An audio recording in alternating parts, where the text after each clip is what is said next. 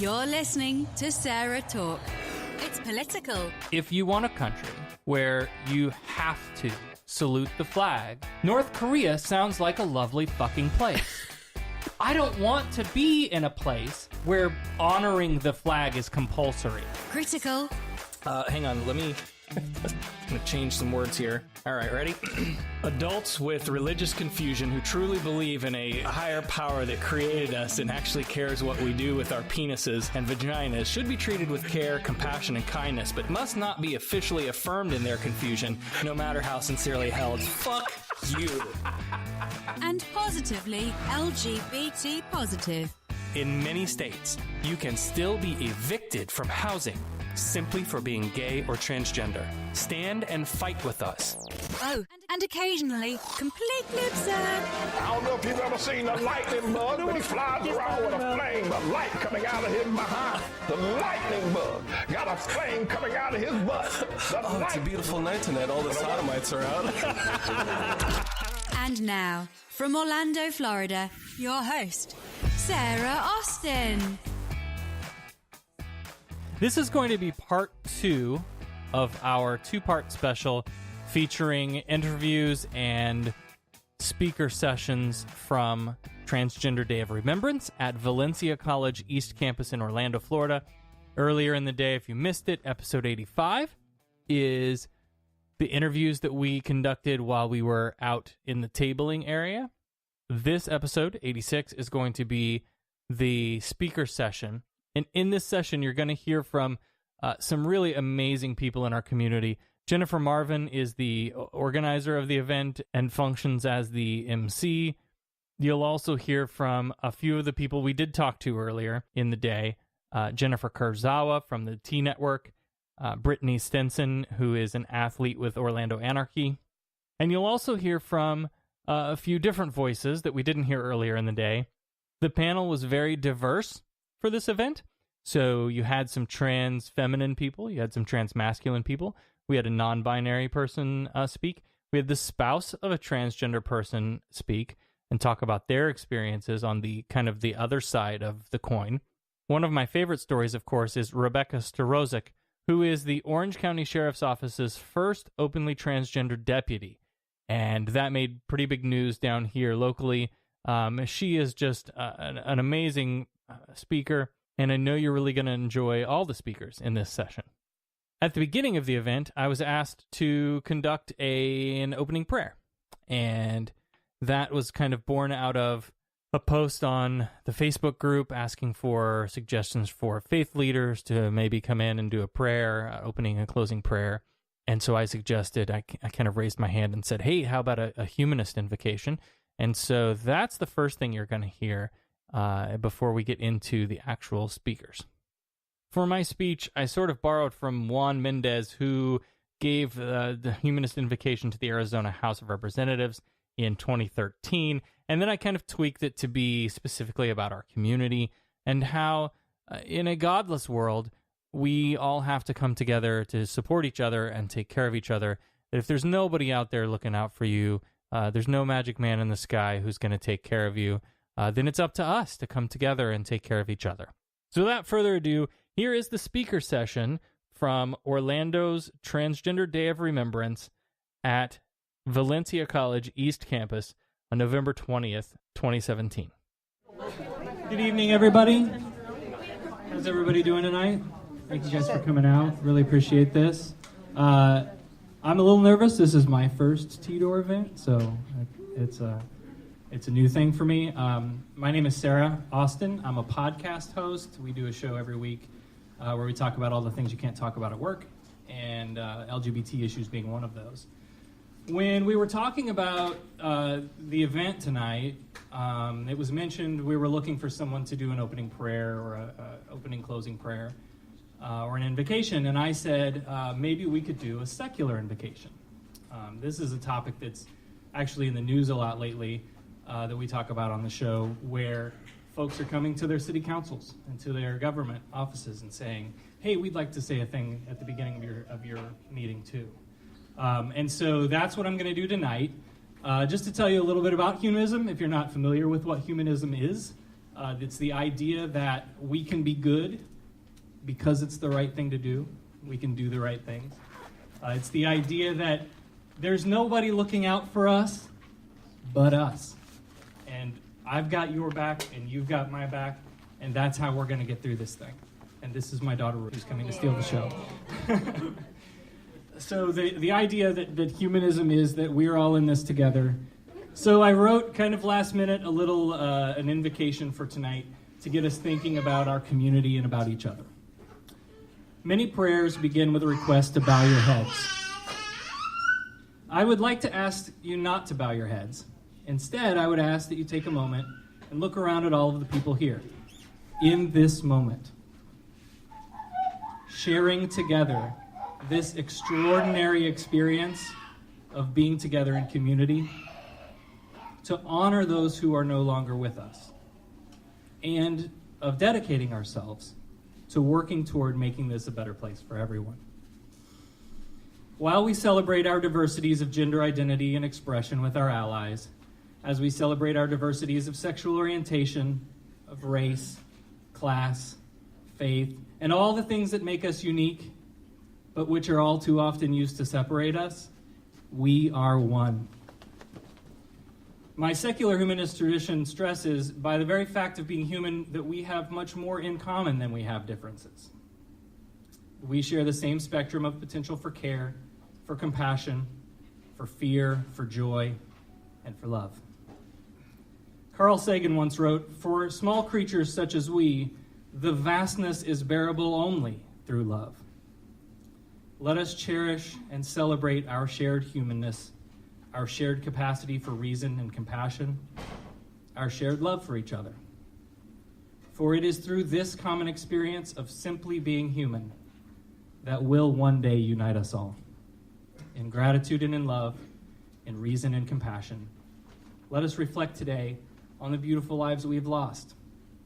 And in that reflection, let us see a renewed hope for the future. Thank you.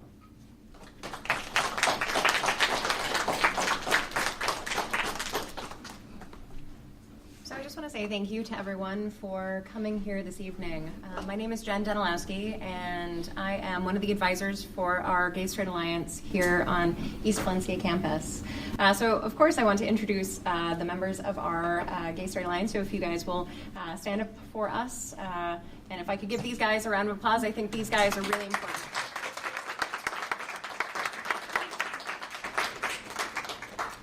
In addition to being an advisor for our Gay Straight Alliance on campus, I'm also a positive psychologist. So I get to work with these amazing individuals every single day.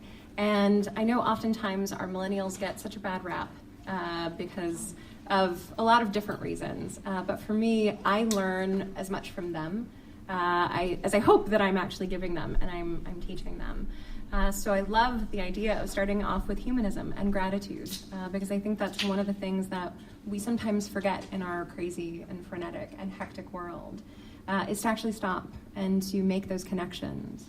So what an honor for us to be able to be here, to have these conversations, and for me as an educator to openly express my sexuality and to be able to say to my students, this is an opportunity for you to have a voice. And this is an opportunity for you to express who you are without fear, without retribution, and without worry that something will happen to you. This is your space. So I feel very honored to be here, to be inclusive of this very important day in our history. So without further ado, I want to introduce our Emcee for the evening, who is an amazing woman who has been a part of our events since I started here at our GSA and for many, many years prior to that. She is a rock star, although she tells me that it feeds her ego. But she is an amazing individual and is an advocate for our students by being openly transgender, being both a teacher and a therapist. So like I said, without further ado, I'd like to introduce our Emcee for the evening, Jennifer Marvin. Yeah.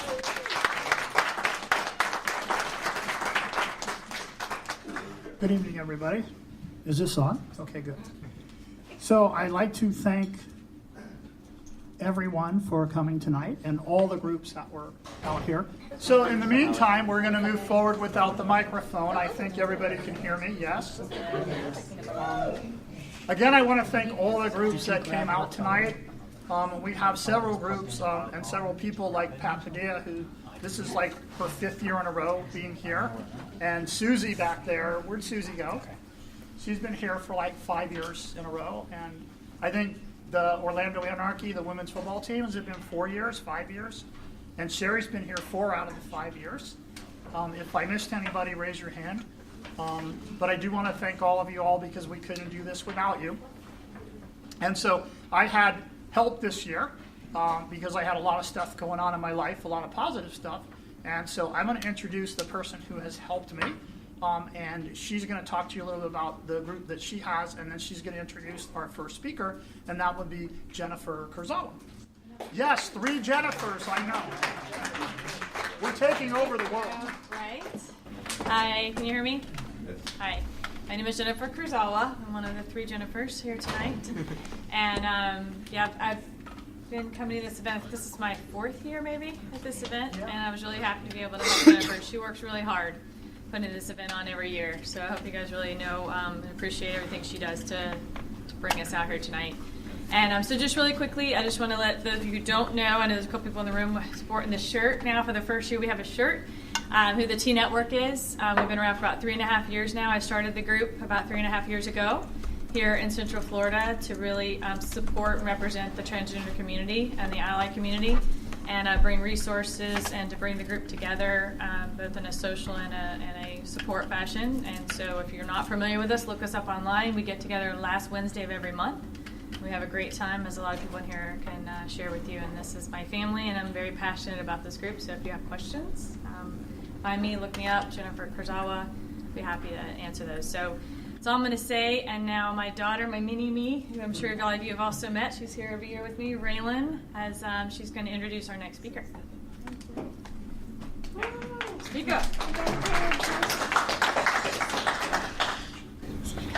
We're going to introduce Rebecca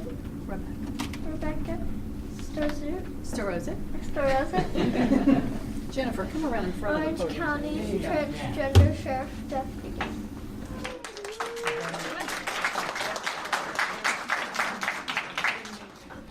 Okay, I am not that great of a public speaker, so bear with me, please. Can you guys hear me? Yes. I'm going to walk around a lot. But my name is Rebecca, as Jennifer said, and I am the first transgender deputy at the Orange County Sheriff's Office. And I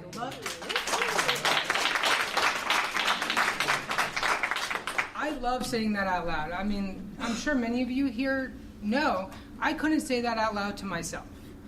Sitting alone in the car, I couldn't say it, get alone to everybody here. So it's quite amazing. So I'm going to touch on my transition, but what I really want to talk about, and I want to take questions, what we're doing at the Orange County Sheriff's Office, because we are an unincorporated Orange County.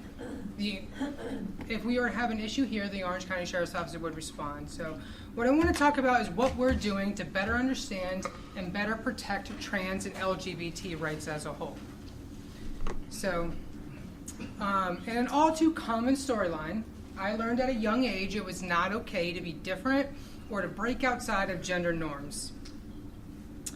When I was in kindergarten, I loved to wear dresses. My sister had princess dresses, that's all I wanted to do. I hate it now, but I loved it then. So I was in kindergarten, and I was up in my sister's room in a princess dress. My mother called. She walked in and caught me. She started calling to my father like I was drawing on the wall, like I was setting things on fire. Like she went crazy. Instead of laughing it off like normal parents today would, they decided to punish me for it. And to this day, that was the single most scarring moment of my life. That set the stage for my entire life to come. I've been deployed. I worked some of the most high crime areas of Orange County, but yet this was still the most scarring moment of my life. I have known I was a woman for as long as I can remember, but that's very hard to deal with. You're born a male, especially as a young age. that is something it's hard to process. There was no resources, there was no internet back then, there was nothing to do the research on. And that's hard to deal with as a young person. Our suicide rate's at 41%. And I do think that's much higher because that 41% is who we know about. You know, how many times have I come close to that line and I have purged of anything that would lead to people thinking I'm trans?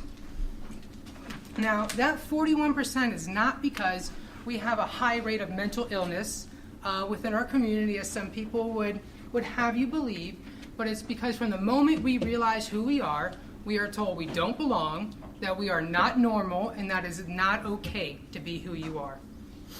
Growing up, I heard these same things, and we're still hearing these same things today. I tried to act as masculine as possible, and I did everything I could to hide my femininity. That was slowly and quietly killing me. As many people here know, every single day is a struggle. Inside your mind, I am a woman, no you're not, back and forth every day. This made my family life suffer, my personal relationships suffer, and most importantly, I suffer. This went on for years. I enlisted, I thought I had to prove myself. I enlisted, I did that. It wasn't until the end of my enlistment in the Army that I started to experiment with my gender expression. That would obviously have some issues. That was right after the repeal of Don't Ask, Don't Tell. I got outed, but that's for another presentation. After a few issues, I found myself out of the Army, honorably, but I found myself out nonetheless. I ended up working at the Orange County Sheriff's Office, OCSO for short. Seemed like a natural fit. I was coming out of the Army and I was being as masculine as possible. But I was afraid. I knew who I was at this time. I had been seeking counseling. I knew I was trans. I knew what I had to do, and I knew I needed to transition. I was scared. When I got into the sheriff's office, I saw old white man, Republican. I felt like I was back in the Army, and I saw that good old boy system.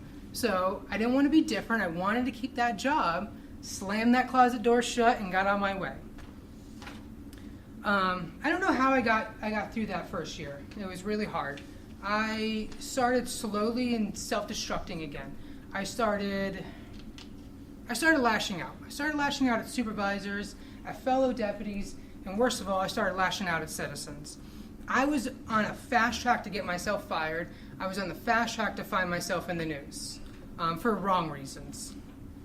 So I was slowly falling down that line. I knew what I needed to do, but I couldn't do it. How do you transition at the sheriff's office? How do you go up to a bunch of old school, good old boy who have no idea what the word transgender even means, sit down and tell them, it's ridiculous. We're going to talk about that later, but they looked at me like I had three heads. I had set myself that I couldn't do it. I wasn't going to do it. I was going to stay in the closet for the rest of my life. I had decided that, but I woke up at 3:30 in the morning on June 12th, 2016. I don't know how many people remember that date off the top of their head. The most horrific day, the most tragic day in our history. While tragic, I did learn something from that we can no longer take our days, hours, or even our minutes for granted. We can't live double lives. We can't hide who we are, and we can't continue to fight ourselves in self-hate. I knew I needed the transition. I was no longer going to let my stigma and past hold me back. So I embraced who I was, and I came out at work. Didn't answer the question, how do you transition at the sheriff's office? How do you sit down and explain? I didn't know about T-Network then. I didn't know about Two-Spirit. I didn't know about anything then. But one of my biggest driving forces was a man named Brandon Reagan. I don't know if anybody knows the history of the sheriff's office. In 1988, we fired our first openly gay male deputy. His name was Tom Woodard. The sheriff at the time said, in a place like this, in a time like this, that is not okay. To go from that to having an LGBT liaison in the sheriff's office is night and day. It took a long time and it took a lot of work, but I'm very pleased with that. So, Brandon Reagan, our LGBT liaison, I sat down with him and I vented. I said, listen, I'm trans, I want to transition, but what do I do? And I sat there and I talked to him forever. And he said, stop whining and do something about it. Kind of the best advice I ever got, really. So I contacted the union and I contacted HR. At first they said, go ahead. You guys could all hear me still, right? All right, good. At first they said, go ahead, transition, do whatever you want. They didn't want to put anything on paper. They were afraid. They were afraid of it getting out in the media. They were afraid of what citizens would... They were... You gotta keep a straight face, because I always look to you. Anyway, I digress. They were afraid of getting out in the media. They were afraid of what citizens were going to say. They were just terrified as a whole. But they said, go ahead and transition. We're not going to stop you, but we're not going to do anything to help you either. And that went on for a long time. It wasn't until that what I was afraid was going to happen happened. My hair started growing. I started getting in those awkward stages. I started getting earrings. I started wearing makeup to work. And those good old boys, especially in senior leadership, started targeting me. I was legally male then. The sheriff's office has male-female grooming standards. Females are like this, males are like that. It's ridiculous, I know. It doesn't even make sense anymore. But they started targeting me. They knew I was transitioned. Everybody knew. The rumors went around, but yet they still targeted me. They still said, you're out of policy. Do this or we're going to get you fired. Some of the most offensive things. I don't want to get into the terms they said because I'm gonna get myself worked up. So once HR got this, they started realizing they were on the fast track to a lawsuit. They were on the fast track to hostile work environment. They couldn't carry on. They contacted outside legal. Outside counsel came in, and they basically set them straight. They said, what are you doing? You guys are heading down the wrong path. Several months later, a lot of work and a lot of explaining myself, I am pleased to say that we are the only, that I know about, the only law enforcement agency in the state of Florida with a transgender employee company policy.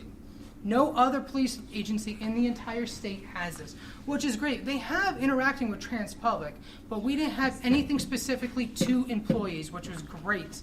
I was told not to get political, but I am. In a time when Jeff Sessions and the federal government says our rights don't matter, the Orange County Sheriff's Office and Central Florida, and I can speak confidently enough for OPD, that we are saying that they do. We are turning our feelings and words into action. I wish I had time to go over just how hard it was to really get to that point, to really get that policy on paper. It took me a year. It took a lot of fighting, and it took a lot of lawyers. That's why everybody thought I was suing, but I wasn't. You know how rumors go, so.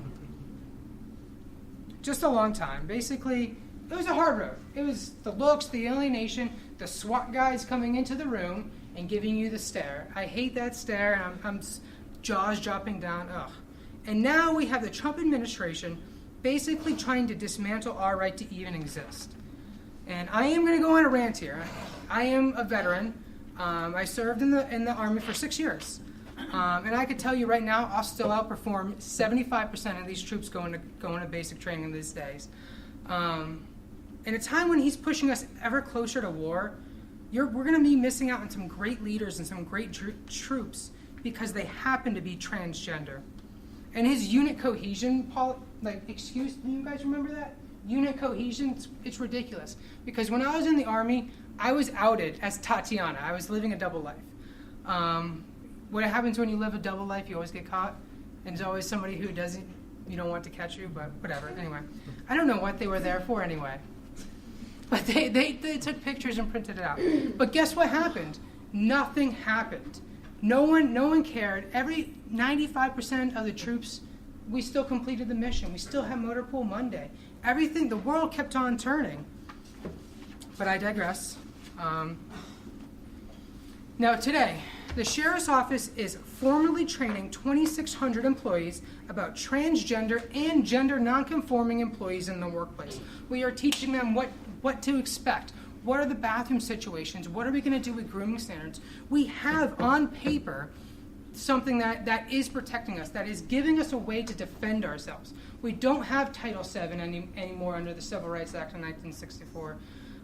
Jeff Sessions took care of that, which I'm... We have something on paper, which is amazing. It's giving us a way to defend ourselves. Let me steal this. All right, where was I? Title VII. Yes, it's gone, and I hate it. But I have worked with police officers across the country. I'm a member of the Transgender Community of Police and Sheriffs, which is a great organization, and you'd be surprised. There's a ton of trans law enforcement officers out there. I have one who's in Georgia, go figure. I'm sorry if you're from Georgia. Her sheriff has ordered her entire agency. They are not allowed to refer to her by her preferred name and her preferred pronouns. That is absolutely ridiculous. The sheriff put out an email that it's not okay and that they will face disciplinary action. Yeah, we need to get better. We just gave a presentation to the Florida Sheriff's Association on our policy, on our internal policy for trans employees. I'm hoping it's going to be adopted through the entire law enforcement community. That's thinking ahead, but hopefully we'll get there one day. Now, I'm sitting here talking about internal issues, right? But all of you are here within unincorporated Orange County. What does any of this internal issues have to do with you? Well, first and foremost, we can't respect you as a citizen unless we respect and understand ourselves as law enforcement officers. How can we even begin to respect you if we don't respect other cops? Has anyone seen a sticker? It's a black box with a blue line. You know, the thin blue line? We say the thin blue line as a term. That term means the only thing standing between chaos and order is us. And is anyone a firefighter in here? Okay, well, when you call for help, the firefighters aren't coming to pull you out and to pull you out of that violent situation. We sure know the politicians aren't coming. So the only ones coming that are us. And we've always prided ourselves on that. But there's another side to that coin that we haven't evaluated yet. And that coin is when that gender nonconforming or LGBT person as a whole contacts us. You know, they have no other recourse. There is no second option. It's not looking for a bank. You get offended, you go find another bank. You get offended by your doctor, you go find another doctor. You call 911, you get Orange County Sheriff's Office. You get OPD. That's it, you know? Security's not going to do anything. When you become the victim of a crime, and you become, especially a violent crime, today's the Transgender Day of Remembrance. Violence is not okay to anybody. But if you don't trust that we're going to come out and turn it back on you, what did you do to trick them? You know, what did you do to set them off? That is so common. That is one of the most common things I hear through our LGBT liaison and our outreach.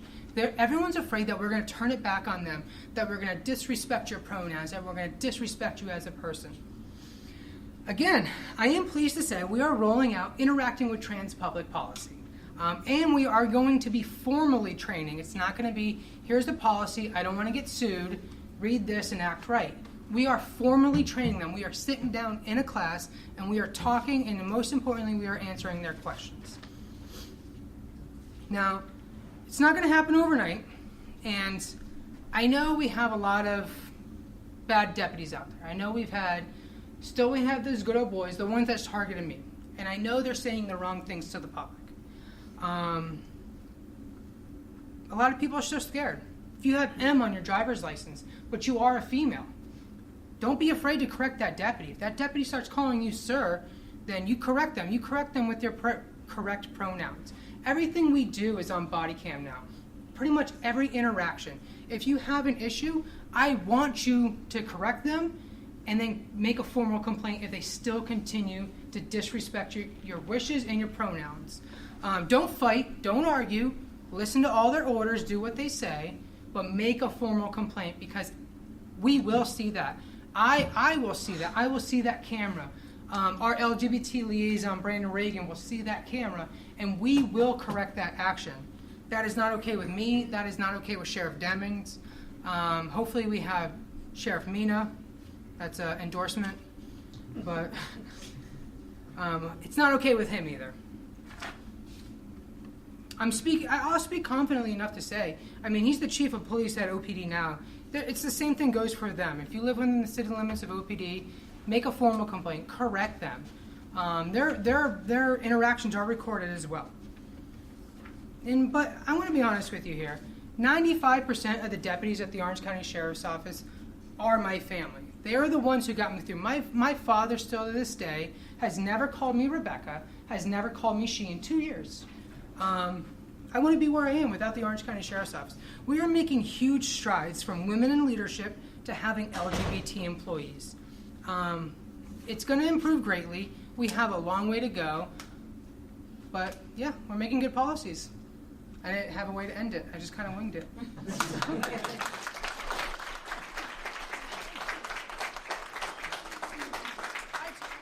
I told you, I'm not great at public speaking. I kind of glossed over that. But I want to be honest with you. I'm sorry.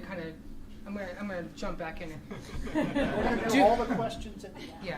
Don't be afraid to correct law enforcement. If we're calling you sir, but you have different pronouns, correct us. And we will address it if they continue not to not do it. So, that's it. Stupid fire. So we're going to continue on without the microphone, because in order for them to put the microphone on, they would have to reset everything, which means all the lights would go out, and there'd probably be a lot of pinching and grabbing, and we don't want any of that. So, so let me introduce our next speaker. I have known her for 5 years, 6 years? You. I've known you for 5 years? Yeah. Okay. 5 years? Okay. So this is Brittany Stinson, and she is a professional women's athlete. And let's welcome her up to tell her story.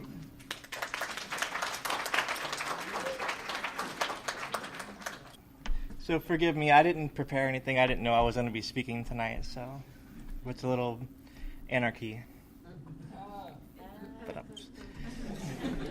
So my name is Brittany Stinson. I am a professional athlete. To go back to something that Rebecca was saying, though, real quick, about the Sheriff's Department. I actually, leaving UCF a couple weeks ago, I got pulled over by a sheriff's deputy. And he misgendered me at first. Came up and he said, sir, and I corrected him. And he immediately just apologetic, super nice, super awesome. So thank you, Rebecca, for helping to facilitate that.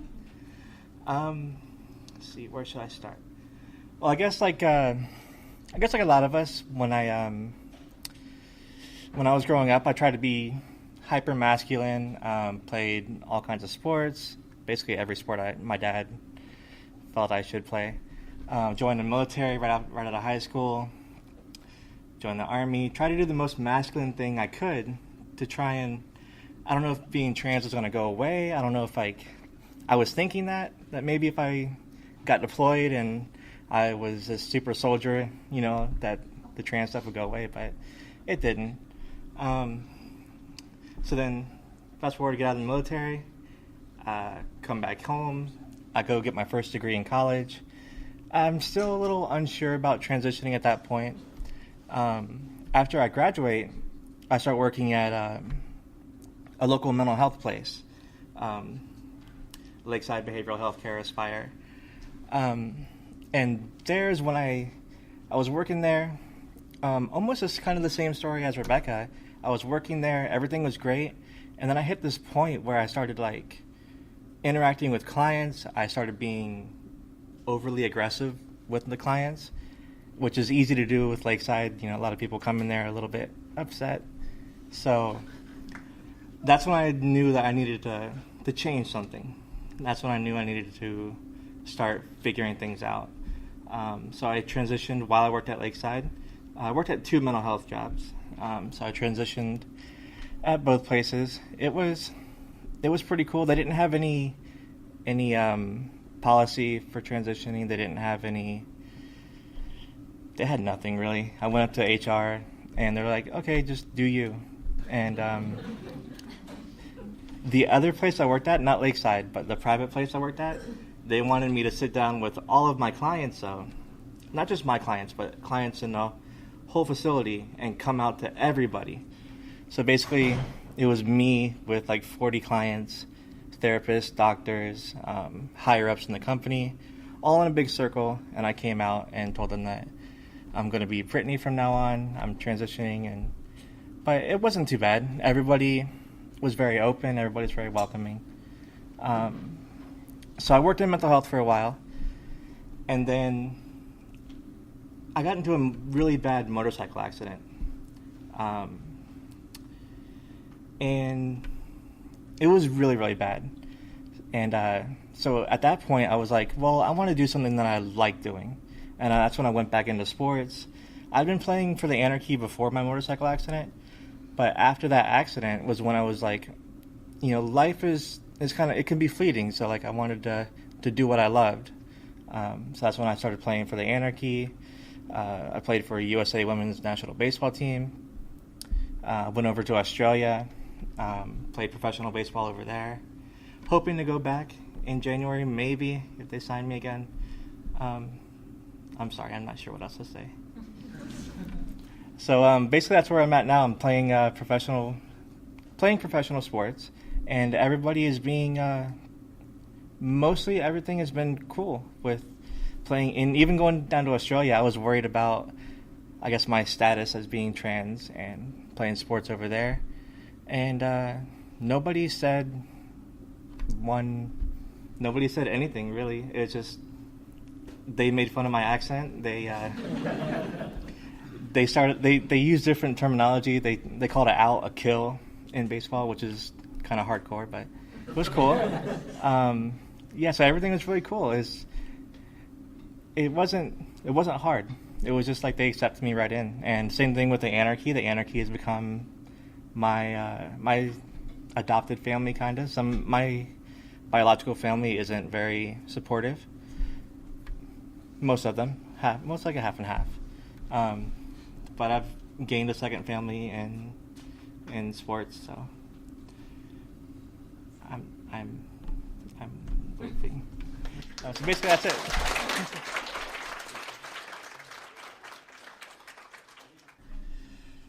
Yeah, we had somebody cancel out this morning, and then 2 people just didn't show up tonight.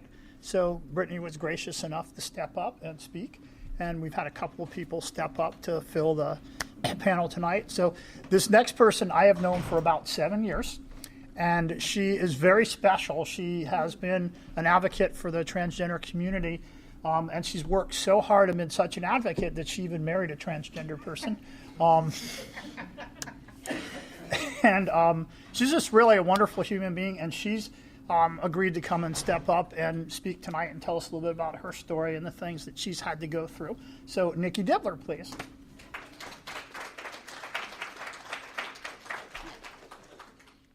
Hey, Al. My name's Nikki. I tried to volunteer my husband to be here, but unfortunately, he's working, so what you gonna do? So like she said, so my introduction to the trans community was actually, I had dated this person in high school. We actually went to a Christian homeschool group. So, and we had a girl-girl relationship in a Christian homeschool group. So, think of that. That was fun. Then we were actually together for years, and moved in together. And then he came out to me as trans. That was my very first introduction to it. I honestly did not know anything past drag queens. That was pretty much it. That's all I knew. I had no idea. The first time he had mentioned it was a sort of a hint at it in high school, and it just sounded like you're popping a head off of a body. I was like, I didn't understand it. It sounded like something completely out of this world. So, fast forward, when he transitioned, our relationship did not last. As most relationships during transition, it's very difficult, but we did remain friends for a very long time. Then I came to Valencia. I joined GSA, and I met one of my best friends who's trans, and we basically started a group after we left Valencia called Come Out Orlando. We did some advocacy work. We did some trans panels. And a year later, I moved with my then new boyfriend to Gainesville, where he was going to go to UF. He has since gone to UF, gone to vet school, graduated, and we both moved back to Orlando. So now he works as a vet at Banfield. Now, I don't want to tell too much of his story, but while we were together, he was not necessarily closeted, but he also wasn't, like, introducing himself. You know, he passed very well, so nobody at his school knew he was trans until the bathroom bills in North Carolina came out. And it frustrated him so much, he came home, he said, I'm coming out to my school. I said, oh, you're coming out in Gainesville, are you? That's a great idea. Oh, that's fun. I can't say I wasn't absolutely terrified. They were going to be having a diversity panel, and he had called the VMA, the Veterinarians Medical Association. I think that's what the acronym was. He had called them. They said, oh, this is a social rights issue. We can't help you. And he's like, you're supposed to be advocating for me as a vet.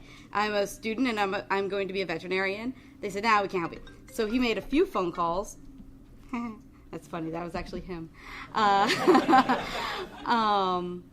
So I'm sure Jake will text him at some point. So after a few phone calls, he actually got in touch with the LGVMA, which now he actually volunteers with. And he was not able to do the externship. He was going to do an externship in North Carolina. He told them, he was like, I can't in good faith go, even though I pass, even though I could use a bathroom, have no issue. He's like, I can't in good faith go knowing what they're doing to my community. I can't do it. I will not spend money there. To this day, we've driven up to Washington, D.C., and we have driven through, and we will not stop. Not for gas, not for anything to spend money there. And I do believe they reversed it. I'm not sure. But did they? Yeah, so they have since reversed it. So now I guess we can spend money there right now. So, yeah, that happened. Well, he came out to his school because of it at a diversity panel. And basically he just decided that it would be better to be out and let people know who he was. And funny enough, the entire school was actually incredibly supportive. The dean of the school came up to him and said, if you have any issues, you let me know. We do not tolerate hate here. So UF is actually apparently very open for transgendered students in vet school, which is something he actually put in his essay letter. So a few faculty knew about it, but not like everybody. So now everybody knew about it. And since then, he's actually been very active with the vet and med community, and he's out at work. So I guess that's kind of, I know it sounds like I'm talking all about him and not about me, but as a spouse of somebody who's trans, I can answer questions about my experience as a spouse and my supporting him. Sometimes you have to remind them to, take their testosterone shot, because apparently they can forget that sort of thing. So it's really funny because I have to remind him of that. And you have to be there, it's like, to support when there are issues, because even though you've been transitioned for so long, there's still going to be issues where you just don't feel very good about yourself, just like any one of us. So that, I don't know what else to say. So if anybody has any questions, I'm super open. At the end. Thank you.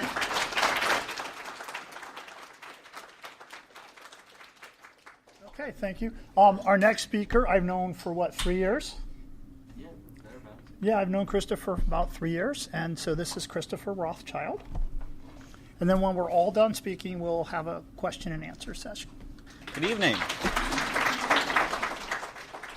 All right, so I didn't actually come with any prepared speech tonight. I am filling in for Rose Tornado. She is a non-binary person within our community. And she asked me to step in for her because she couldn't make it due to other engagements. And so I'm filling in as the non-binary representative tonight. I don't usually tell my story from beginning to end. I don't usually give out information about myself and my transition. It's as many of the people here have said, you kind of live a double life. My double life isn't really going home and living as one person and then going out to work or school or in the community and being a different person. My double life is more like, at home I'm this character of myself, and then when I'm out in public I put on this stage performance, not as a secret or deception or trying to tell people that I'm one thing but I'm really another. It's more like a costume for me, and that kind of sits into my whole gender identity to begin with. When I was younger, gender wasn't really a concept for me. I lived everything in sort of a gray world. There was no color as far as blue for boys and pink for girls. I just sort of, did my daily thing. I played with my toys. I went to school. I, hung out with my sister or kicked the crap out of her, honestly. But I didn't really have a whole lot of gendered behaviors or, characteristics that marked me as either a boy or a girl in my memory. My mother, on the other hand, would say otherwise. It wasn't up until about 6th grade when I started hitting puberty and going to middle school. People, at that age, they start putting you into boxes based on how you're developing, how they see you, how they think you should behave based on the gender that you were at birth. And so that didn't really fit well with me. I have struggled with chronic depression, cyclic. I go through cycles of just being really, really down in, dark places. Thankfully, personally, I'm thankful for myself that I haven't had to go as far as that line, crossing into attempting anything. But I know a lot of people have that struggle, and I'm just, I feel for that. But even so, while I didn't come into any attempts on my well-being, I had some really dark times, and it went basically from middle school all the way through high school. I didn't understand what was going on. I didn't know why I never felt like I fit in.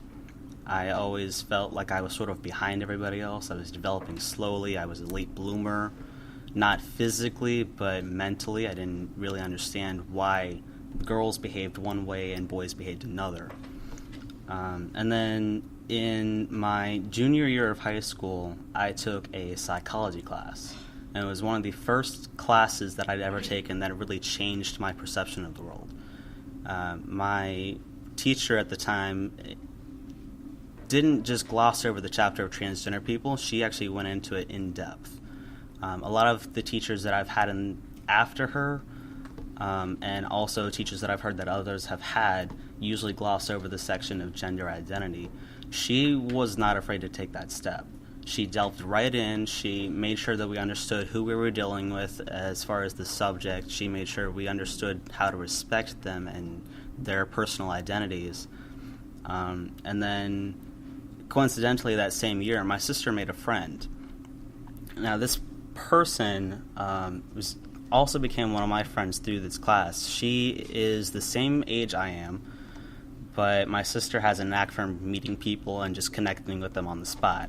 I develop a little more. I have to take time to warm up to people. So I got to know this person over the course of the 2 years. We started in the psychology class, and then from there sort of got to know each other through social circles. And then it wasn't until my senior year I joined the Gay Straight Alliance for Volusia County. My high school was the first high school in Volusia County to have the Gay Straight Alliance form. And then later throughout the year, I was actually elected as the president. And it's funny because I always, when I go into student elections for student government associations and other things, I always go in telling my story about how I've been on both sides of the fence. I've been through a lot of the things that a lot of people have gone through already, and I know what it's like being on either side of the stigma. And that's actually how I won the election to become president for the SGA the Gay Straight Alliance at my high school. And then this friend of mine, as I said, her name's Sydney. she came out to me that year as being transgender, and I hadn't really understood the social cues that she'd been giving me the entire time.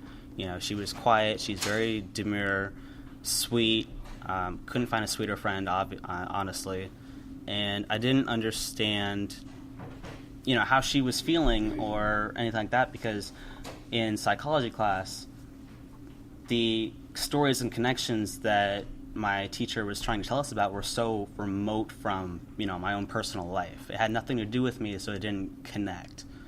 And then my friend Sydney came out to me, and it was an entirely different story.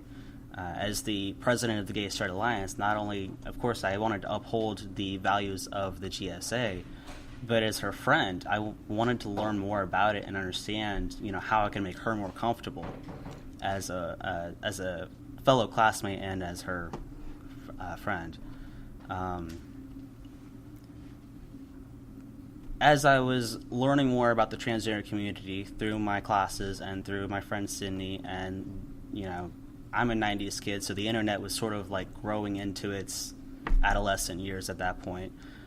Started searching online, and things started clicking into place. I didn't quite fit in as a girl. I don't enjoy being termed with female pronouns. I like dresses. I like dresses as drag queen, but I don't like dresses as like my daily, you know? But I didn't understand. I thought something that I was really interested in way back then was Visual Kei, which is a Japanese music style.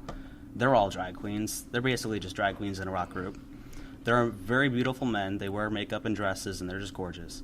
And I thought that was my fixation with the whole transgender concept, was I wanted to be one of the pretty boys. And that was my first real conception of my gender identity, was I wanted to be the pretty boy. I wanted to be the guy who was a guy no matter what, but he could still wear makeup and dresses.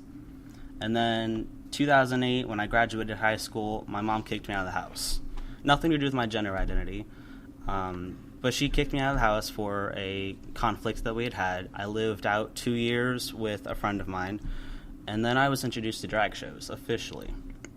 And drag shows sort of just compounded my experience and my identity, you know, ideas that, yes, guys, regardless of their gender identity or sexual orientation, can wear dresses and makeup. So I moved back in with my parents, my mother and my grandmother and my sister. It's a household of women. And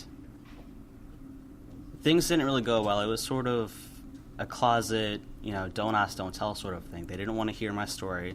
They didn't want to ask questions. They didn't want me to say anything about it. It was just sort of, okay, well, you do you, but we don't want to hear about it. It doesn't exist in our world. And then I had another rock bottom when it came to depression. And that was the first and only time at that point that I basically came toe-to-toe with that line of, do I want to hurt myself? And the very next day after I had that thought, I got therapy.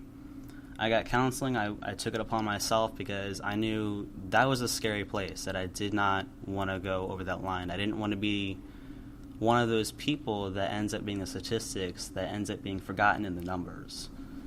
So I got therapy. My counselor at the time wasn't very good. He had no idea what transgender people, the community was. He had no idea what the information out there was. And he sort of turned it into this whole conflict between my mom and I. I've lived my entire life in my mom's shadow. And, you know, everything I did was, am I living up to her expectations?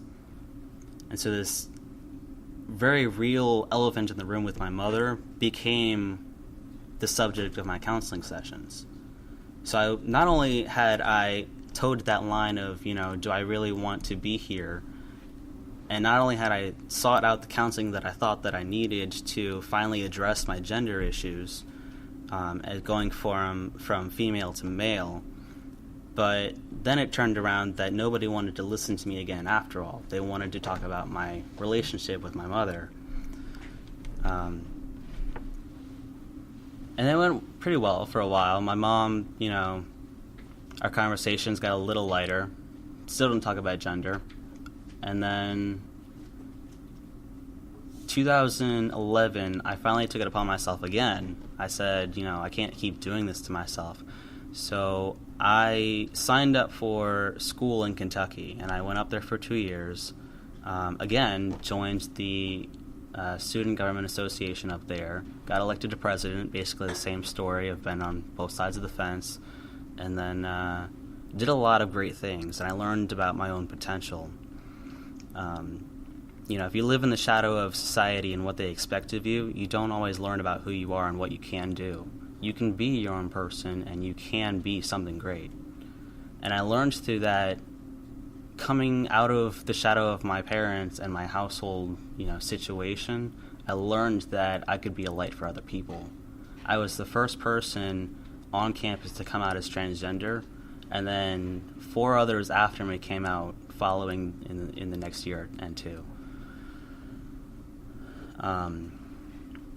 My situation with going to school in Kentucky didn't end very well.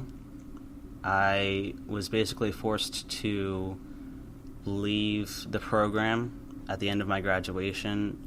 They handed me my diploma and told me to get off campus.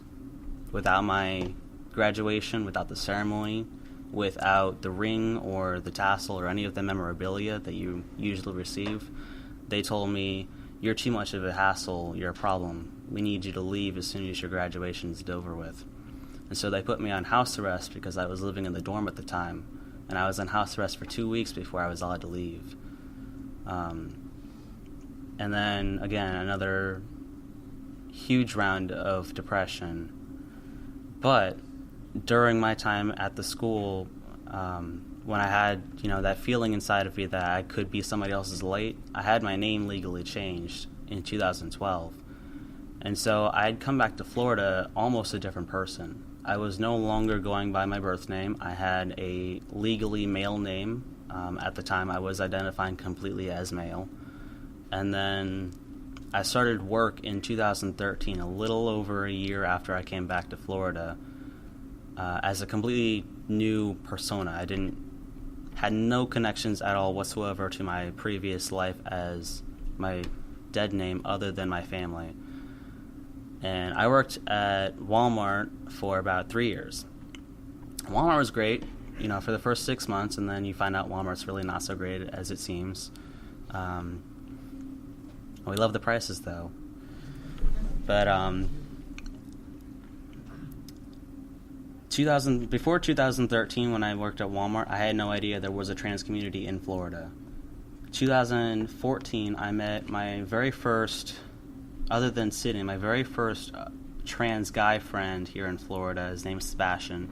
I don't think he's here tonight, but he introduced me to Gift and Jennifer, Gender Identity in Florida Today, and I worked with them for about a year. I volunteered with their conference over at Gaieties in 2015, and then it just sort of opened up more doors.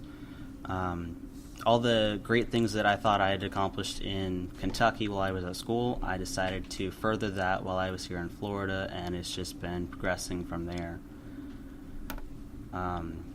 The last 3 years or so, though, I found my genders fluctuated again.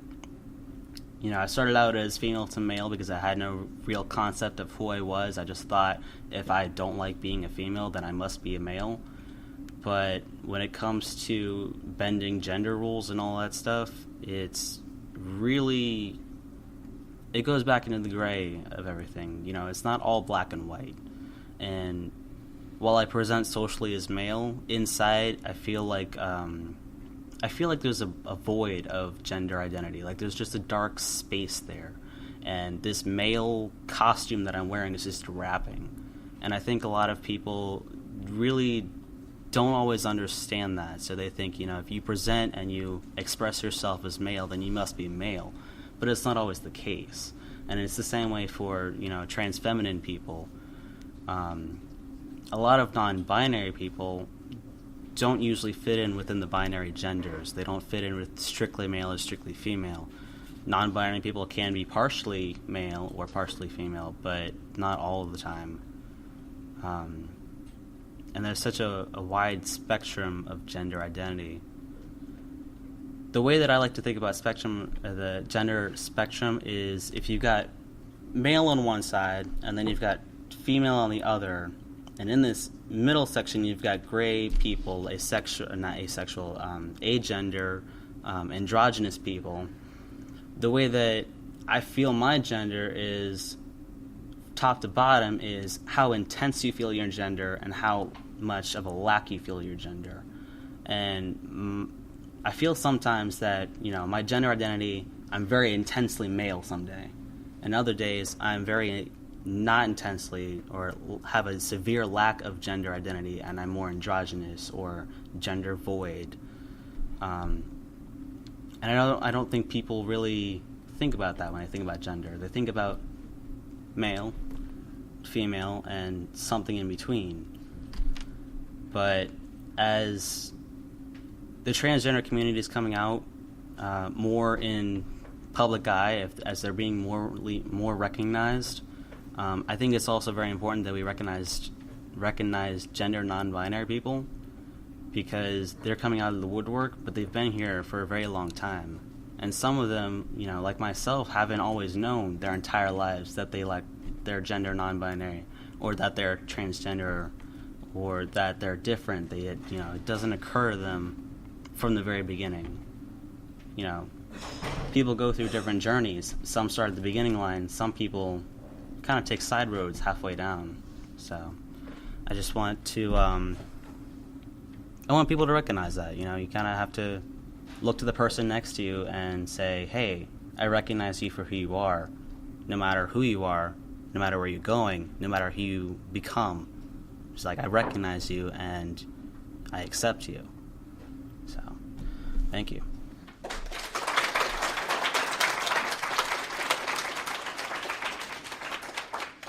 Thank you. Great job. I'm going to introduce our next speaker, who is somebody who filled in because I had 2 transgender males planned to come and one canceled this morning. The other one just didn't show up. So I haven't really met this person before, but he was kind enough to volunteer to speak and tell his story. So I'd like to introduce to you Sean St. Pierre.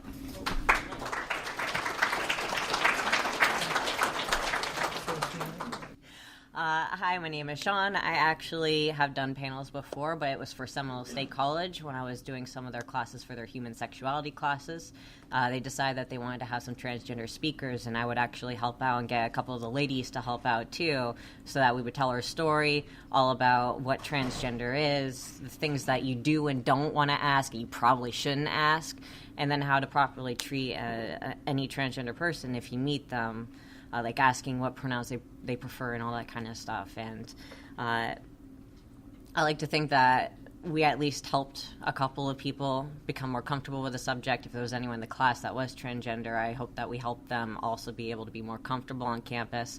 We've been trying to also work on legislation in the campus. One thing we were able to do was they asked me specifically what I thought would be one of the most important things for the school to be able to do to help support their transgender students.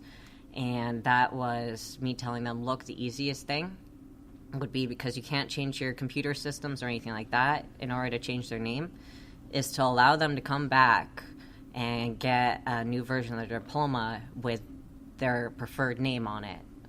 Once it's changed and everything, to be able to do that and get it for free and be able to just have that in their hands again to show that this is them. So at least I've tried to help out the community. I help out volunteering sometimes at the NBA T Network and things like that. So I've been in the community and I really like helping out. I wish I could do more still too, but I haven't been able to because sadly I got a job. It's great being unemployed and you can be around all your friends. My story really starts out, I didn't know anything about what transgender was, but I noticed after I found out what transgender was that it's been kind of following me my entire life. And it's one of those things of everyone says, oh, well, I knew it since I was really young or all this kind of stuff. And I'm like, I didn't know. I just knew that I was a really weird kid. I got in a lot of fights. I was very robust. and no one really liked me because of it. So I got bullied a lot because I was this girl that wanted to play with all the boys. Got told, no girls allowed. You have cooties. This is guy talk and stuff like that. It's things that I couldn't really get into, and I don't really know how to get into anymore now too. Because now I hear it, I'm going, that sounds really wrong. But that's probably what half of guy talk is. Whoops. Didn't mean to throw anyone under the bus. Yes, you did. You threw me under the bus, Reeve. I went through a pretty difficult childhood because I didn't really match up to everyone's expectations. They were expecting me to be a very reserved woman. And instead, I ended up closing myself off into my room where I felt like I could be myself, writing online and talking to people online when I could be pretty much completely neutral. They couldn't see me. They couldn't tell anything about me. I was just whoever I was. And that became my only social network at all. I didn't have any friends in school until probably high school because of the way that I acted around people. I was not feminine enough. I hung out with a lot of nerds. There were some nerds. They played Magic the Gathering, and I thought it was the coolest thing. But they had me there because I was that hot chick that watched them play. Which is funny seeing a guy with a beard say that, huh?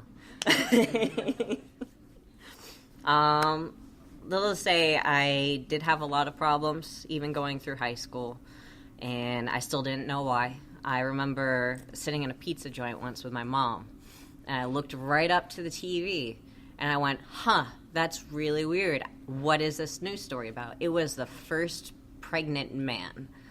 It was this Asian guy, big belly. I'm like, I am really confused right now. And my mom kept trying to take my eyes away from it and say, no, don't pay attention to that. It's nothing really. And I'm like, I kind of wanted to be, to know more because I get more curious when people tell me I shouldn't learn about something. Still, I didn't look into it more. I was just whatever, c'est la vie. And I ended up, it was probably 5 years later when I moved to Florida. And that's when things really started to hit. I was in college. I was the hot girl in front of everything. People came to my anime club because, it's a pretty girl. I started working at anime conventions because, it's a pretty girl. I helped out with the wrestling, which was my favorite part because I got to do some really masculine shit. Sorry, not cursing anymore. Because I got to do some really masculine stuff while being a really pretty girl. And I got really used to that recognition, but I noticed that it really didn't feel right every single time either. I was 24 when I finally figured it out, and what it felt like, and I like to tell people this because it seems pretty accurate for some people. Going through life as being a transgender person, not understanding what's wrong, is like kind of having a slowly growing cancerous tumor, and you don't understand that it's cancer until someone gives you a diagnosis and you go, and then it just hits you because then you're like, why do I have this? What happened to me? What caused this? How do I get rid of it? How do I do something about it? What am I supposed to do, and how is everyone going to react around me? For me, it was very difficult just because I was really scared.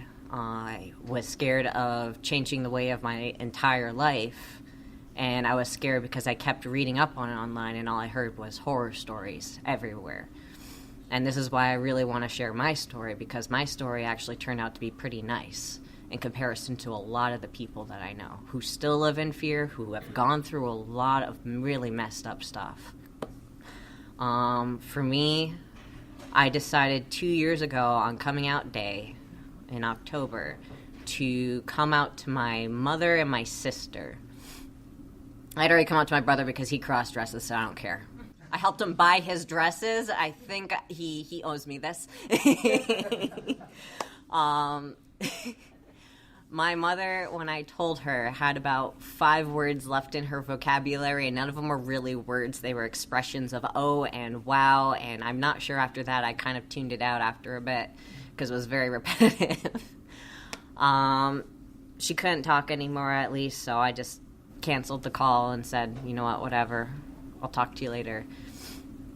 She didn't talk to me again until the next day when she texted me and said, should I just call you the letter J for now? By the way, this is really messing me up, all 3 of you, because you had the same name that I used to have. We can't have this. But she's just like, can I just call you J for now? And I'm like, sure, that works, whatever. So she was trying to be very respectful. But then she's like, you need to tell your sister. I can't tell your sister for you. You need to tell your sister. And I'm like, okay. So I told my sister. And my sister, at first, I thought had the best reaction. She said, oh, okay. You're transgender. That's cool. I have a lot of transgender friends. You be you. And then we start talking about Assassin's Creed. Or as we call it, so I'm going to swear again, the Creed of Asses. Me and my sister get along really great, or at least we did. That I'll get into in a little bit. When I came out to my dad, he had the best advice I could have gotten from anybody, and I absolutely adore him for it. He said, you know what, you went through a lot of crap when I was always drunk, and when you were young, and I was always coming home and just being horrible, my ex-wife and all this kind of stuff. You went through all of that. You can do whatever you want now. I have no dictation of your life as long as you make sure that whatever you do, you're sure that you want to do this, because some things aren't reversible. I'm like, thank you, because all he was telling me was to be careful and to do what's right for me. And I really held that dear, and I keep thinking about that moment, like, constantly, about how my dad actually supports me a lot. Even though he has, like, a lot of mishaps and everything, he's always right there for me. When it came to... My stepmother was easy. She's there. She's wonderful. She drinks wine with me. We're gonna call that easy and good.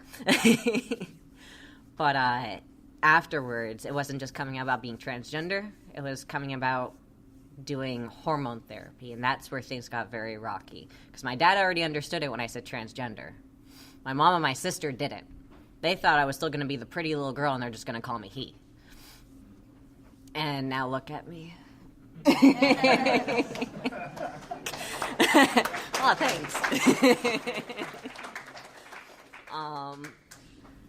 When I came out to my sister about hormone therapy, that's where things got very rocky, and I couldn't talk to her again for 5-6 months. I can't remember exactly the day that I start talking to her again.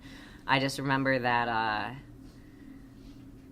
it was little bits here and there, and a lot of it was conversations about how very awkward it was for her, and if I would cosplay with her again, because I cosplay, and if I would crossplay and be a woman. I'm like, no, because I used to crossplay, but, I mean, who doesn't want to cosplay Link? Come on. And also, I wanted to be a dude, so. And it just became like a lot of little small things between me and my sister and my mother that ended up making a very rocky relationship that I still haven't really fixed. We talk, but I can say that's about it, because just about every phone conversation ends with something very awkward. And I think a lot of people go through that, but it's something that I wish I could just avoid. And I don't like avoiding my family. Still, that's a lot lighter and easier of a story than a lot of people go through. I've lost a lot of friends. I've lost 2 of my best friends in the world at the time. Both of them because both of them had crushes on me. And they couldn't take it. One was like, you're the most effeminate woman I've ever known. And I'm like, yeah, because I didn't want to be a woman. Everyone wanted to see me like that. And the other one said, I used to keep you on a pedestal up here. Now that you're a guy, you're down here below my heel. And I'm like, oh, you're a beautiful person. Yeah, I don't talk to her anymore. Coming out at school was actually something that surprised my psychologist at the time, because you have to get a psychologist to transition. They have to give you the okay to hit hormones and all that kind of stuff. the great stuff. Let's see here. I came out to my teachers first, and I said, please call me he, him, his, and please call me by the name Sean. And they did. And then the students started going, what are you doing? Because the students didn't know. They were just like, why are you calling her Sean? Are you blind? What's going on here? So eventually I was just like, yeah, you know what? Stood right up in front of the class. I'm like, I'm trans. And I came out to all of them at once. I came out to the entire Honor Center. I came out to my student government because I was actually the chair for the student government. I came out to the GSA. Obviously, I came out to the GSA. What am I going to do? But it was really nice because I got an amazing reception from all of Seminole State College. They've actually been really, really good to me, except for one person who did not accept my transition because he had a crush on me. He's like, I'm not gay. I'm like, you don't have to be gay. We're good. It's funny. Most of the people who have issues with my transition are either my mom or my sister or had crushes on me. It's kind of not funny. I feel sorry for them. I hope they don't think it is like a different version of friend zoning, the trans zoning.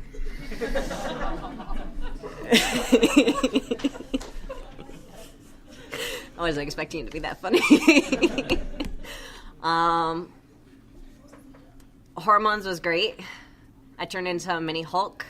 I broke my brake light because I got angry at it.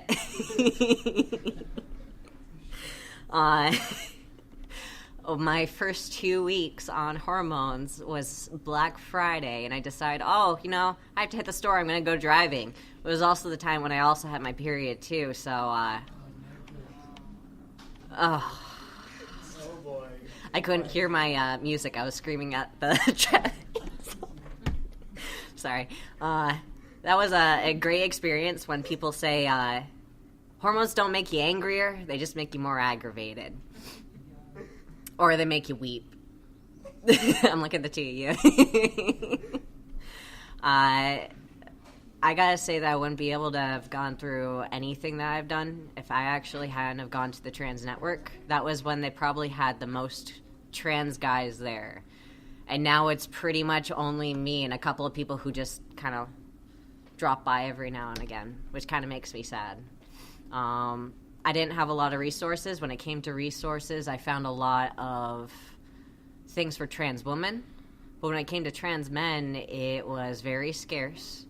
And even the surgery, I'm gonna tell you right now, I'm never getting bottom surgery. I don't want to blow up Frankenweenie, and that's all they got. I'll be brutally honest, it ain't pretty. I did get top surgery, though, and I had the best friend that I've ever made in my entire life there with me. And I gotta say that it was worth going through everything that I had done just to have met her, just to have helped her story, and just to have been able to see her also blossom along with me. Because she pretty much transitioned just about along the same lines as I did. She was there for my surgery, and I also loved this quote when I was half doped up on I don't know what they gave me. I went into shock. I went into shock because I was scared. I didn't know I was scared. I was just scared. And the doctor came in a little bit after, and after I had loosened up and everything, because I was like this, it was crazy. She refused to leave my side, so she got to watch the doctor draw on my chest all the spots that they were gonna, cut me open on. And she said, "Well, this is the most personal I've ever been with you, Sean." I'm like, now you see it all. Next time I'll get you pregnant. Okay, I might not say that I said that, but we have that joke, so. But I gotta say that all of this, I wouldn't have kept doing it. I would have been scared and probably have gone back and reverted simply to have gone back to having the old friends that I had and the way my family treated me. And I miss a lot of the things that I had and things just being easy. And I would have probably gone back because I was so scared after a couple of months if it wasn't for that really good friend that I made, who pretty much became family to me. My story is a happier story the most. Remember that, because it still sucks, but I think that a lot of the good things that came out of it ended up making everything just kind of pieced together into just being a new me and being just another part of my life. And I don't know how else to close this out.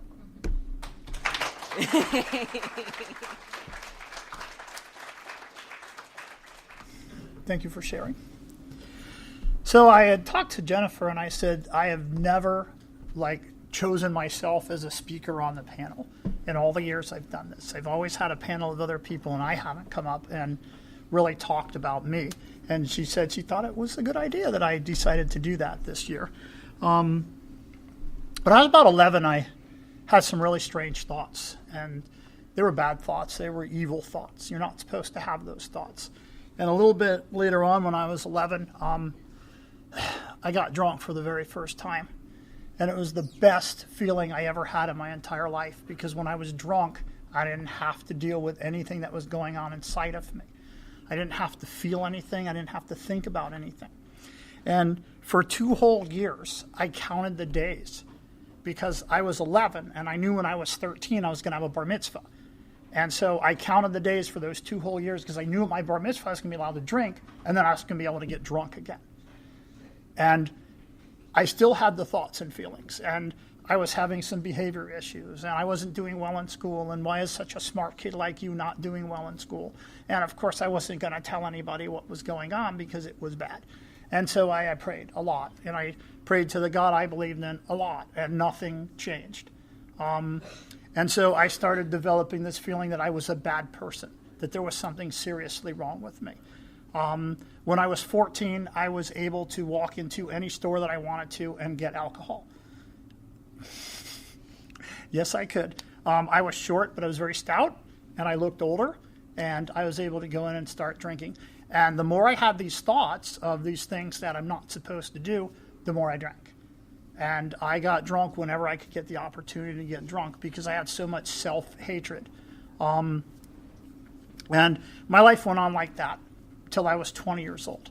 And there was a couple of Halloweens that I got to go out dressed as a girl, and everybody thought I was playing around and having this good time, but in my heart, I wasn't dressed as a girl. In my heart, I was being myself. That was the one day of the year. And for most of my life, I would go to sleep, in the wee hours of November 1st and be really sad and not be happy again until I woke up on the morning of October 31st the next year, because Halloween was the only day that I could go out there and express myself without anybody questioning me. So I got sober when I was 20 years old, but the feelings didn't go away. And I still had these feelings that this is what I wanted to do, and I would dress up every Halloween, and I did that for about 10 years, maybe a little bit longer. And I would wrestle with this inside of me, and I would go back and forth, and then I would try to do things to get this out of me. There was some way I would try to pray it out of me, drink it out of me. There was some way I had to find a way to not be like this. And they didn't really have the names like they have now. The only thing I saw was at 2 o'clock in the morning, Geraldo Rivera. Okay. Yeah, it was Geraldo Rivera, and it was transsexuals, because that's what we knew the name was, and they were all like beauty queens, because they were all, yeah. And unfortunately at that time, they were all working girls. They did anything and everything they could do in order to get what they needed to transition. But that was what I knew. I didn't really know anything. That was all we knew. I'd heard about Christine Jurgensen, but I kept trying to not be like that. And I spent most of my life fighting against this, praying, yelling and screaming, angry at God, because I don't want to be this way. There's something wrong with me, and I don't know how I stayed sober, because I was still working on. I decided I wasn't going to drink, but I still spent all this time hating myself. And I would buy some clothes, and I'd go home, and sometimes I wouldn't even open it. And other times I would put it on, I would take it off, and I would hurt myself. Physically hurt myself. And when I see, things aren't the best they can be, and they're not as good as we want them to be. When I see the openness that people have today, You know, I pray that kids don't have to go through what I went through. You know, I broke my own nose. I broke my own jaw. I would get so angry at myself. I would beat the crap out of myself and say, you can't do this because men don't act this way. You know? And I just stayed on that hamster wheel for the longest time. And I really wasn't getting anywhere with my life because I was so ashamed of myself and I was so guilty. And I felt like if my grandfather ever found out, because he was the most important person in my life, and I just felt like if he ever found out, he would be so disappointed. And he would just hate me. And I don't want him to hate me because he was my favorite person in the whole wide world, you know, and I was his favorite person in the whole wide world.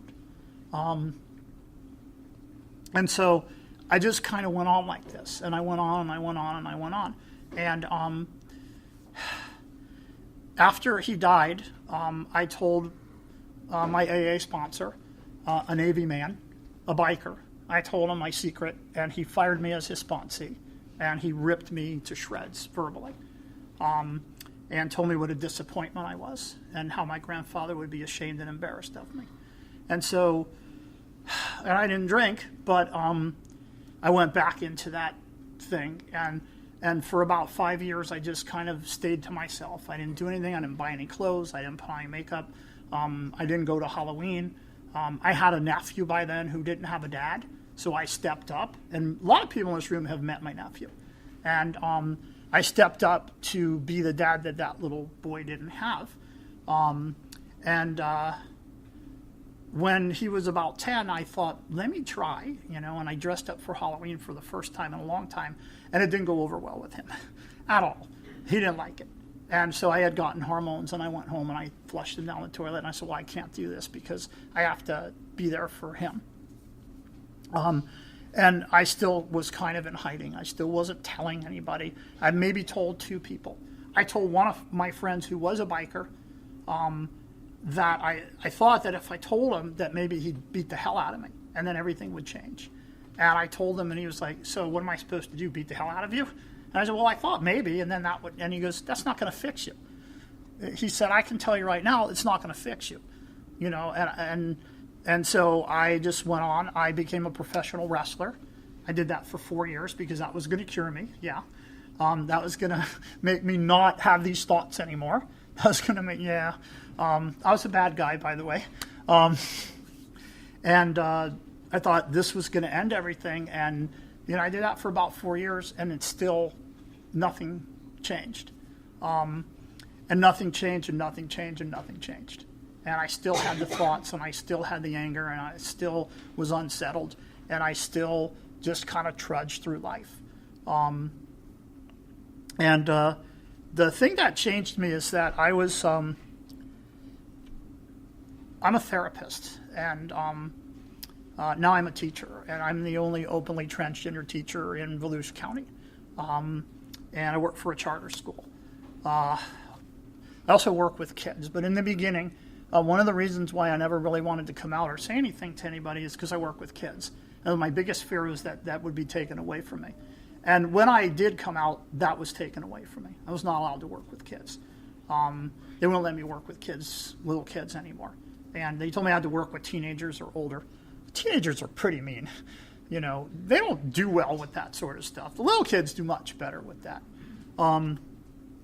But I was walking with 3 little girls. They were 3, 4, and 5 that I was doing behavioral therapy with. And we were walking to the park. And they were talking to each other. And then they just stopped and they turned around.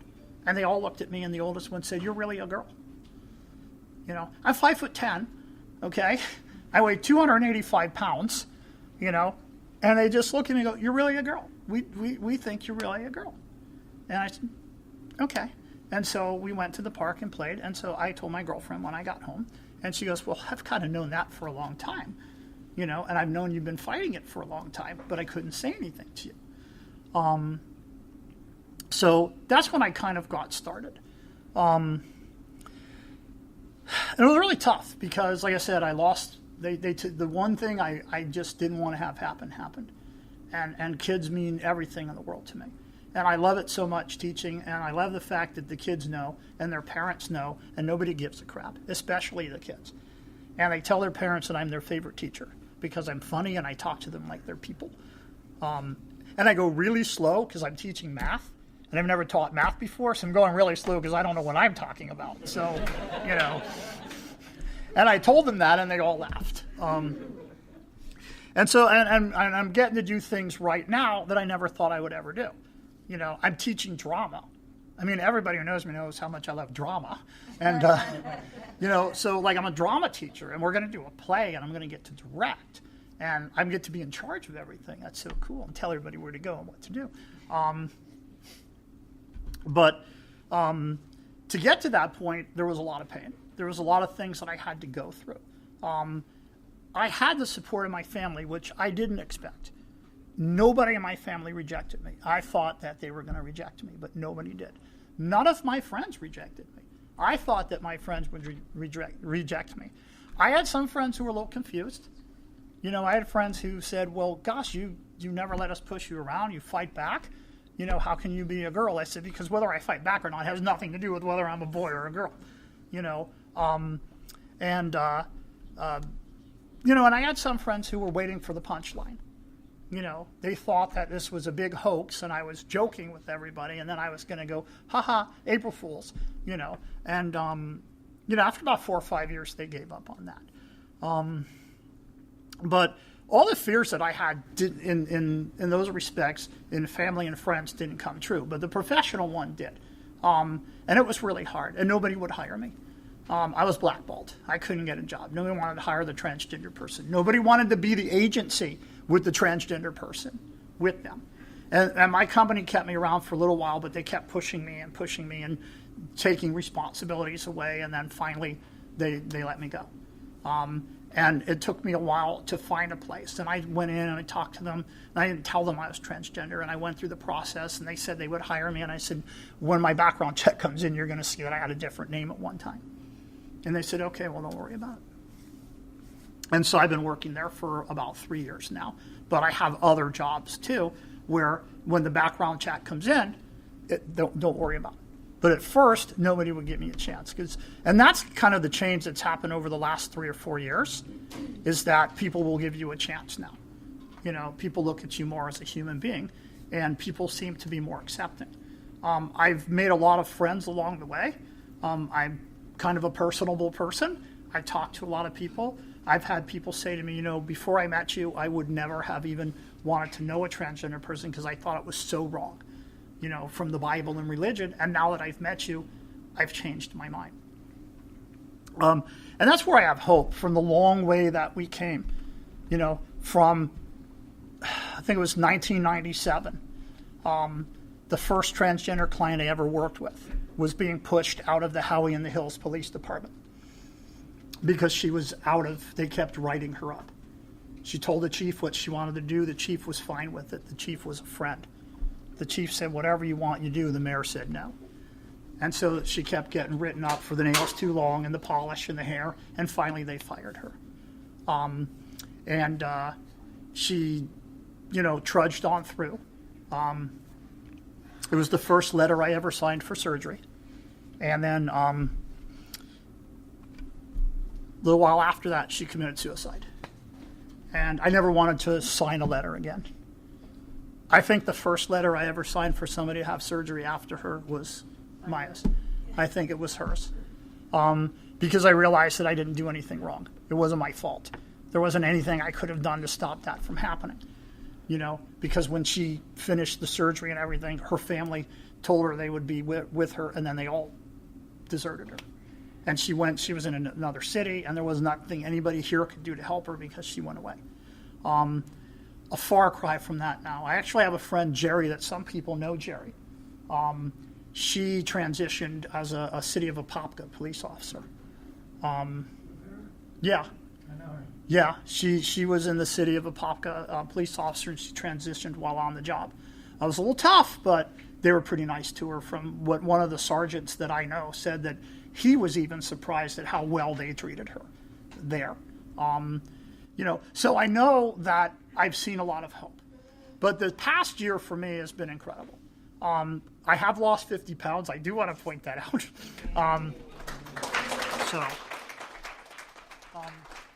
But I've been active in recovery for 36 years. I've been sober for 36 years. I'm very proud of that. It's a very big accomplishment, especially because of how hard I made it for myself, because I wasn't able to accept myself. I wasn't able to be okay with who I am. And I think over a year ago, there was the kids in my school didn't really know. There was a teenager, it was about 2 years ago, there was one teenage boy that had asked his mom, about me, and she said, we have to talk to Jennifer. And then we were talking, and I said, so did you have a question for me? He said, yeah, but I realized the answer wouldn't matter, so I don't care. But I knew what he wanted to ask me. But one of the students in the school was falling to pieces. She was cutting on herself because she was transgender. And I say she, it was, male to female. And crying in group therapy that she didn't know anybody in the world that was like her, nobody could help her, and she looked for transgender therapists, and she couldn't find anybody. And this kid who was 17 at the time, who has autism, looked at me and said, Miss Jennifer, I know you're afraid that you might get consequences, but I think you need to take a chance right now, and you need to say something. So I did. And one kid left the school, but nobody else did. And all the kids in the group were like, wow, And, when new kids come in, the old kids will tell them, but nobody cares. And so I became a teacher. I'm still a therapist at the school, but I'm also teaching. And I'm doing things that I just thought when I first transitioned that I would never get to do again. I'm also seeing a lot of changes, and I'm seeing a lot of good things happen. And I'm seeing a lot of people step up and saying, maybe I don't agree with this, but I'm not going to let somebody hurt somebody else because they don't agree with it. I'm going to protect people because they deserve to be happy. And I'll wrap up with one of the most special things is, when people start treating you like who you want them to treat you like. And the most special thing for me is for about 3 years, I really wanted to be a sponsor in AA. I wanted to work with other women. I wanted to help them. But nobody wanted to work with me because I was transgender. I couldn't get anybody. And if they asked me to be their sponsor, they said they were going to ask me, the other women say, well, Jennifer's not really a woman. You probably don't want to ask her. And they would say stuff like that because people would come and tell me that. And so I talked to my sponsor, and my sponsor said, just wait. Just go to meetings, talk, share who you are, share your life, talk about how hard it's been for you. Tell people you're transgender because they need to know. Because somebody might be sitting in that room with your story who needs to hear your story because, I didn't hear my story from anybody. And so this past year, I've had several women ask me to be their sponsor. And they treat me as a woman. They see me as a woman. They respect me as a woman. They do know that I'm transgender. But we work as two women. We talk as women. I actually have 4 of them. And 2 of them are exactly like I was, which is a big pain in the ass. But this is what gives me hope. This is what gives me hope when I see all the good things that are happening. And I see that we have a police officer. We have a sheriff department officer that's openly transgender. See, that's what we need. We need people to be out. I'm out because I have to be out. Because other people are afraid to be. And I'm not afraid to be. I'm out there because I want to make it better for all these younger people that are here in the room tonight.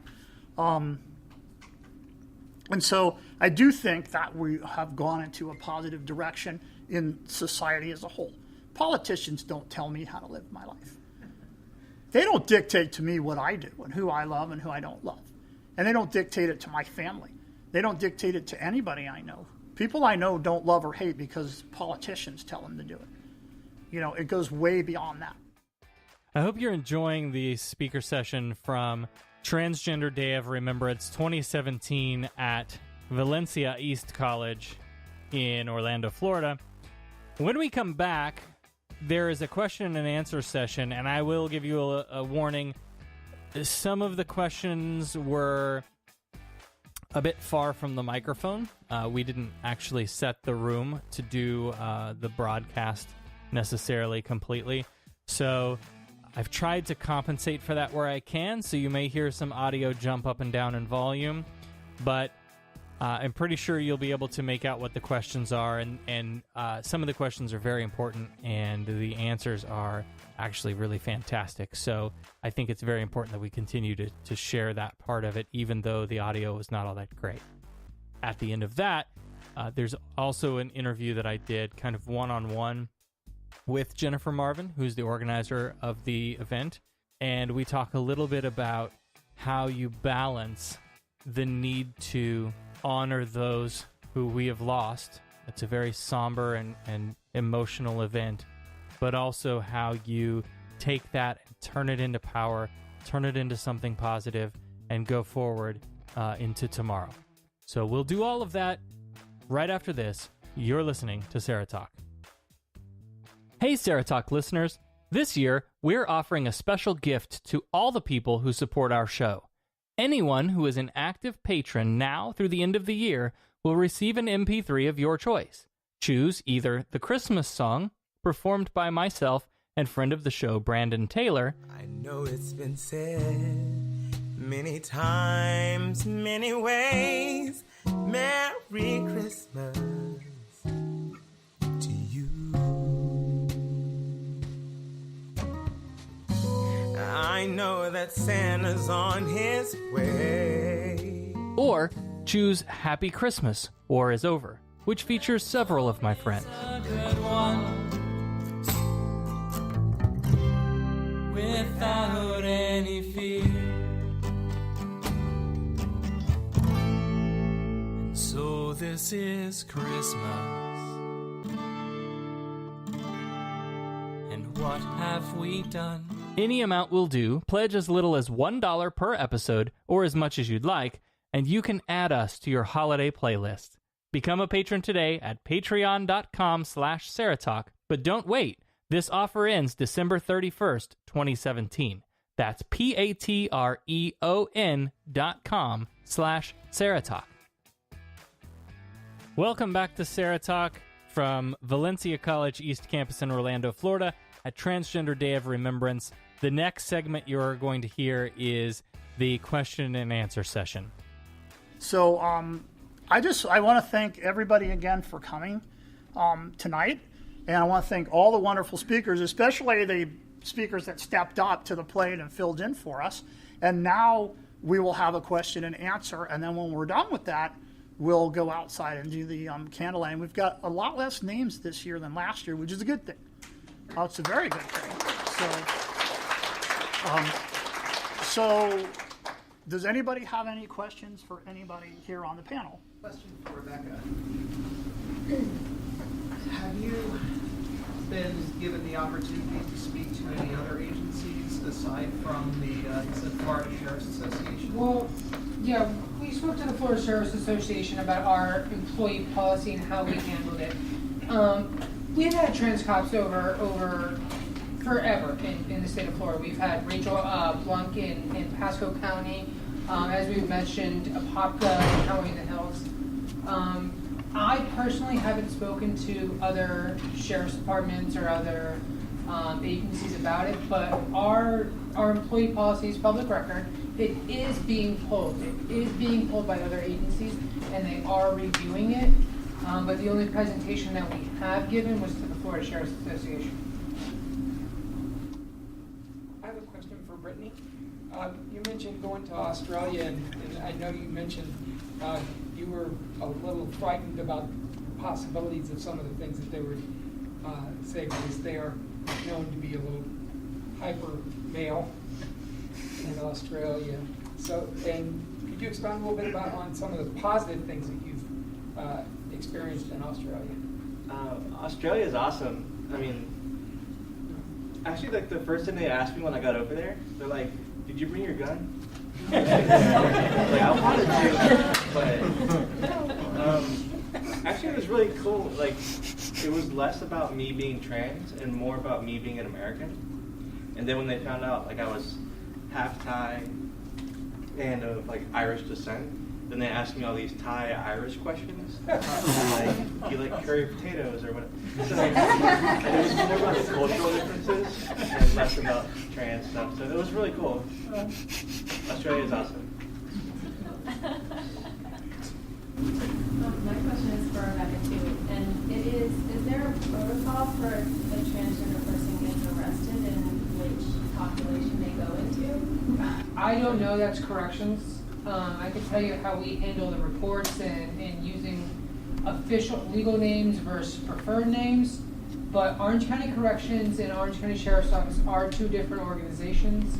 So I don't even want to begin to speak for corrections because I have no idea.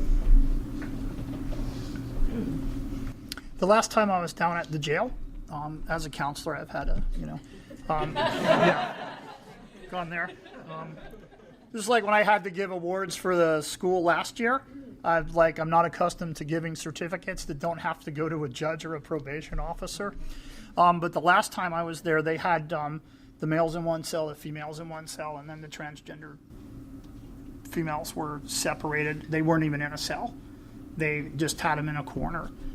In Seminole County, you can't get your hormones. If you get locked up, you can't get your hormones, and they put you in with whatever So, whatever your body says, that's what they say. And so you can't have your hormones while you're there.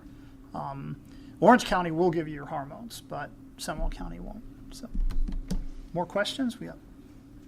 Kind of an open-ended question. So, I've had a lucky experience in having a very easy transition from male to female. Everyone accepted me. The process was really streamlined. I came out and I got on hormones in 2 months, which is kind of really, really fast, honestly. But something that I've struggled with is, even though I've changed my name on everything, is changing my birth certificate. I don't know if anybody has had success. Oh. Yep, I did that. It was great. So the first thing is whether or not you have the amount of money. For me, it took about $400-ish to be able to do it. But if you don't have that in your bank account and you can prove it, you can actually get your name changed for free with a documentary form. I can't remember exactly what it's called. But you fill out that form. You just go to, for me it was the Seminole County courthouse. I got all of the forms and everything from there. They just filled it out with me, and it was a lot going back and forth mostly. I was able to get my driver's license and birth certificate changed. Sorry, not birth certificate, social security card changed first. And because your birth certificate is actually dependent on the state that you were born in, you actually need to look at the legislation for that. So for me, I'm from Vermont, so it was very easy. All I needed was my driver's license to be changed and my social security to be changed, prove that, and then I'm good, along with a court document. For, say, other places, you could have anything between having to have completely transition with, all the surgeries and everything, or you might not need, anything at all, like me. You might be lucky. So I would suggest just looking into whatever state you were born in, looking into specifically what they require for transitioning people. And then from there, it's just mostly just going to the courthouse. Okay, more questions? Yes? For Christopher? Question for Christopher. Does transgender apply to animals? Some animals, yes. Actually, I was just doing a study on this. There are animals that have sequential hermaphroditism, which is basically they are transgender. They go from one gender to the other. Some frogs and fish can change gender. Did I answer your question? Any more questions? We still have a little bit of time. Yes? Question for Sean, and it's 100% out of curiosity. How do you spell your name? SEAN. That is my word. Aww. It's really funny because I'm 100% French, and I decided, you know what, the Scottish spelling is way cooler. Yeah. But people are like, oh, so you're Irish or something? I'm like, sure. Yeah, so I could have picked any name I wanted, and what do I get? The same name as other people. Oh, you know what? My mother, it's funny. My mother didn't even come up with my name. She picked the nurse next to her that had helped deliver the baby. And the person's just that's the most popular name. Are you really going to pick that? And she's just yeah. No, the first transgender convention I ever went to, there was 50 other women there named Jennifer. It's too late now. We already spent the $467. We're stuck. So, question, anybody? Any more questions? Okay. Well, does anybody have any final statements they want to make, or anybody have any comments or anything? Wait, hand there. I would like to make one. One thing, Jennifer, I'd like to thank you for doing these events. And one of the reasons I'd like to is I have a bit of a personal story about this particular night. 3 years ago, I attended the meeting here, and it was a day that changed my life dramatically. And it started in the morning when I had a friend come over, and I was planning on coming out to this, but we were going to go to lunch first, and then this was going to be in the afternoon, and I was just going to make a full day of it. I had been searching for quite a while. Jennifer already knew me. Maya already knew me. Yeah. Kelly already knew me. Some other people had seen me go through my struggles, and a lot of people didn't understand what I was looking for because I didn't know how to say it. I didn't know what to do. I went out with my friend and we went to lunch, and we had a good time, and then I was getting ready to head over here, and the weather started turning cold. That day it was very cold. Maya, you were out here with the Gay Straight Alliance, the gay choir. Yes. And everybody, I think by dark it had dropped down to about 40 degrees and the wind was blowing. And I knew it was going to get cold, and all I had was a shawl, so I stopped at the mall at Fashion Square, bought a coat, came out here. Unfortunately, I was in hose and heels, so doing the candlelight vigil, I was sinking. The speakers were phenomenal. That was a little more dour night. We talked more about the suicide rate, and also there were some of the stories were really hard hitting. And one of the things that happened that night was, while I'm going through the events of coming out here and participating and visiting the tables and being with my group, a peer from one of my jobs walked by, and she was actually teaching here at the East Campus, and she didn't know. And the first thing I did when she walked less than the distance from me to Maya was I waved. Fortunately, she didn't see me, but I went into sheer panic mode. And I was starting to really stress out, and it was getting cold. And I came into the cafeteria, which was open that night, and I got a sandwich, and the person at the register said, anything else, ma'am? And that was the first incident. And then I went over to the coffee bar and ordered a coffee, and the barista didn't see me. There was a person taking the orders, and the barista was just making things. And, so I ordered a drink, and she fixed it up and turned around, and she just about dropped the coffee and said, "I love your hair." And then lastly, Ann Courier was one of the speakers that night. I'd met Ann once before, and I heard her speak. She eventually became my therapist in this. And then when we did the vigil, and then afterwards, a bunch of us, Kelly, you're responsible for this. We all went out to Miller's Ale House, and I kept asking them. I'm going, "You really want to go to Miller's?" And they're going, "Yeah, we're going to go to the Ale House." And I'm going like, "It's Thursday night," and they're going, "Yeah," and I go, "It's November." Yeah, and I said, "All the rednecks will be watching football." Cool. And we went and we had a great time. We had a great time, and everybody left us alone. The service was great. But I went home crying that night because I knew at that point, I said, there was no reason for me not to transition, not to start my transition. And that night I formulated the plans about how I was going to do this, when I was going to do this. And it was because of this event. And so, aside from just paying homage to all of those who have passed,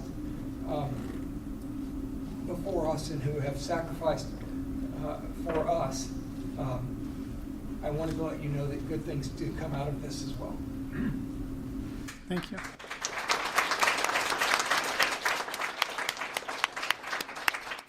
And you just reminded me of something that I forgot to say. A weird thing has happened this year. I've had people call me up and say, hey, I transitioned and I saw a therapist, but I would like to come see you for 3 or 4 sessions. I've had people who are currently seeing therapists who have said, I Googled online and it says, I don't know who did this because I didn't do it, but if you put in transgender gender therapist, my name comes up. I don't know how that happened. Okay, you know, right? And so I've had people call me up and say, I have a therapist, but I just want to talk to a transgender therapist for a few sessions. Will you do that? I'm like, sure, I don't care, you know? And I encourage them to stay with their therapist, but if they want to come talk to me just to hear my perspective as transgender, that doesn't bother me a bit, and I think it's a great thing. I mean, it's a new trend, and I like it, and I've had a few people. I also have the wife of somebody who's transitioning coming to see me because she wants to know what to expect. So I think it's really, really interesting. You had wanted to say something?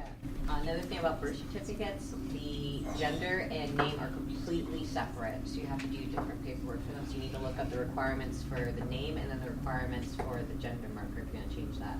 I never got mine changed because when I found out it was too late, I'm like, I'm not paying for another court case. So. Okay, we had a hand up over here. It's kind of an open question, and I think I already know the answer, but I just want to ask anyway. What would be the best way to support a friend that is trans but is not accepted at home? Oh. Nikki, you want to start on that one? Sure. So they're not accepted at home, but they live at home. Yeah. So, I've had a variety of these situations with some friends. I don't know if I handled them all perfectly. One of my friends, his mother refused to use his chosen name or his gender, and she does not like me because the first time I met her, she made a point to use the wrong gender and the wrong name, and I made a very big point to make I was like, oh yeah, your son is so nice, and I was like, oh yeah, he's the best guy, and I used he and his and her, I used all the proper pronouns, and she was a very religious woman, did not like me at all, and I didn't mind that because as far as I was concerned, I didn't mind her not liking me. I minded that somebody who was very new to transition felt that I was saying, your mom's opinion does not mean anything to me. You are you, and that's who you, and the best thing is that, try to be supportive of their relationship with their family. That families can grow and they can change and they will make mistakes. So if their family is trying, let them know, say, listen, be patient with your mom. Just correct her, but correct her gently. Say, listen, Mom, you messed up. It's not that. And if the parents are completely not on board, try to just be like, well, you know what? You have this family. This is your family. If your family won't be there, you have a whole new family now. And safety is also a concern. Obviously, sometimes it's not safe to transition at home, and just encourage them to get as much help as they possibly can, as far as counseling, as far as being there as a friend, and supporting them in their transition by using the proper pronouns. And compliments, always super appreciated. Anybody early transition feels super self-conscious. It's always nice to let them know, you're looking particularly handsome or beautiful, or that's a lovely dress. Yeah, it's always nice to give lots of compliments that tell them you see who they are. You see them, and that's all that matters. Great answer. One more, and then we'll get to you too. But one thing I want to add on to that, there are a lot of people who aren't out to their family yet. So what I do with them is I try to respect it on both ends, which is I'll use neutral pronouns when they're at home, and I just won't say their name. I'll just use neutral pronouns around their family so that their family doesn't hear anything. They don't get that whole thing. But you're not saying the pronoun that hurts them at the same time. Neutrality helps at least when people are starting out. When they're actually out to the family, the cat's out of the bag. But when they're not, what are you going to do? They're hiding it for a reason. For some people, it's because they know how bad their family's going to get, but they can't leave their situation, and they don't want to make it worse. Other than that, like every single time that they're in a safe environment, everything like that, use the pronouns that they want. Use the pronouns that they want to hear because it makes them feel good. And trust me, hearing the wrong pronoun when you are just starting out, it's like ringing a very loud bell. You hear it, and it hurts until you know that that person actually really respects you and they're just slipping up by accident. Whoops, that's my dad all the time. I mean, until you get to that point where you trust them that they're there for you, it hurts every time, even if they don't want to say it. Okay, so as a friend, she was my best friend, is my best friend, my family. So as a person, it was very, very, very, very hard for me to handle the whole situation.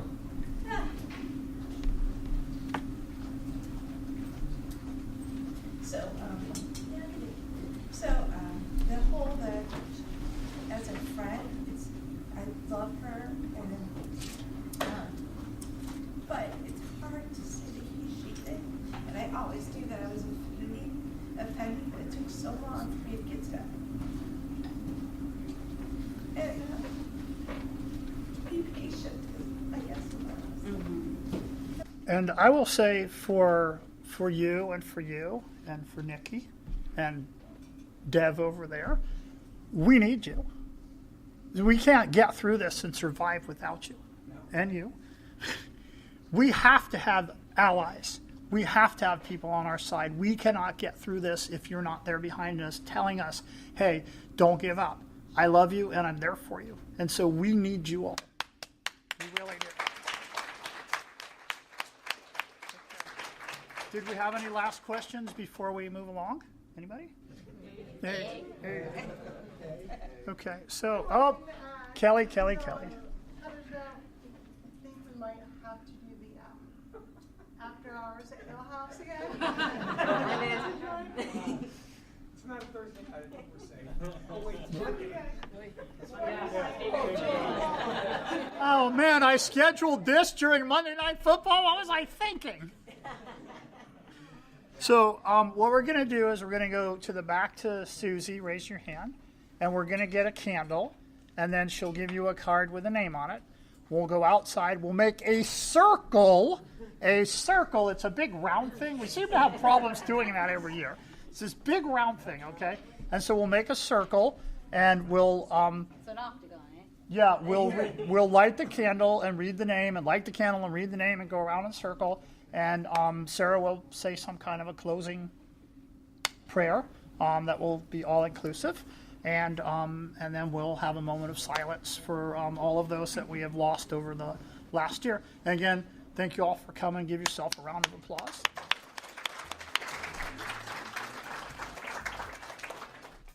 Finally, in this broadcast, I sat down with Jennifer Marvin, one of the organizers of the event, and we talked a little bit about what the event means and how we have to make sure that it's not a negative event, that people come away with a sense of hope for the future. All right, so we're here wrapping up the day at Valencia College East Campus for Transgender Day of Remembrance. Here with Jennifer, who is instrumental in organizing this event and so many other things. So for me, thank you for doing these events and for inviting us to come crash the party with all of our technology. No, thank you for being a part of this, and thank you for doing this podcast and for everything you've done out here today. Thank you. Yeah, anytime. My pleasure. Again, it's not an event that I've participated in, and so I'm sure we will quarterback this tomorrow and talk about, our feelings and stuff. I think I wasn't prepared for just how affected I was going to be. And I think that's a very powerful thing to have happen to me. It's a somber event as far as what we're doing here, memorializing and remembering, and also being grateful that we don't have to read one of our own names on that card or one of our friends' names, or and it's a time to educate. And what I've tried to do here the last 5 years is to take away some of that somber feeling, Yes. and have people walk away with a feeling of hope that there is a tomorrow and things will get better. Absolutely. That's one of the things when I started researching different things about the event was I kind of had that same thing, like, okay, let's take the moment, but also this needs to be about, okay, tomorrow draw your swords. We got more fighting to do so that we don't have to do this anymore. We do, and the people that you've interviewed today already prior to me, we have several of them were advocates, are people that are not transgender, but they love us, and they stand up for us, and they fight for us, and it's really been wonderful. And the president of the GSA here at Valencia that came and talked to you earlier, a nice young man and a young person to keep the fight going, because some of us are getting old. Right? I feel like these days I threw my back out at work, and that's been a struggle. And I get to 95% feeling good, and then something will happen, and I'm walking around like a little old lady. So, and it was an incredible panel. Yeah. Several of the people, I had to ask a few of the people at the last minute to join us, but they stepped right up, and they stepped up to the plate, and they all hit a home run. Absolutely. And I love the variety, just to recap, of having a sheriff's officer, a teacher, a professional women's athlete, a trans woman who's a professional women's athlete. Yes.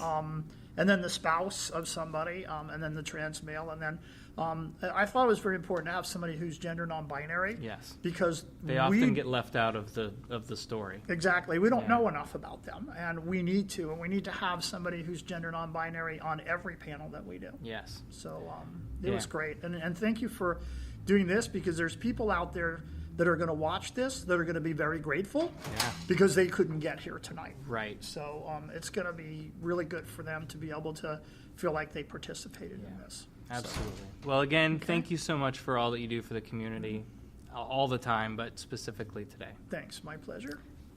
All right. Let me give you a hug. Okay. You bet. I'll get up and get a better hug in a minute. Okay. I'll give you a proper hug. Again, thanks for tuning in to this episode of SarahTalk. This is the kind of stuff we want to do more of. I would much rather get kind of out into the community and share some personal stories and get involved in events. I would much rather do that than sit here and scream about legislation and religion and all of the crazy things that I do get worked up about. And don't get me wrong, that stuff is I'm very passionate about that. But I would much rather be out in the community doing things like this. And that is all made possible by our awesome patrons over at patreon.com/SarahTalk. They are part-time patron Russell, Andrea, Jeremy, Stacy, Harry, Heather, Josie, Morgan, and Megan. As always, thank you all so much for supporting us financially and letting us get out and do events like this.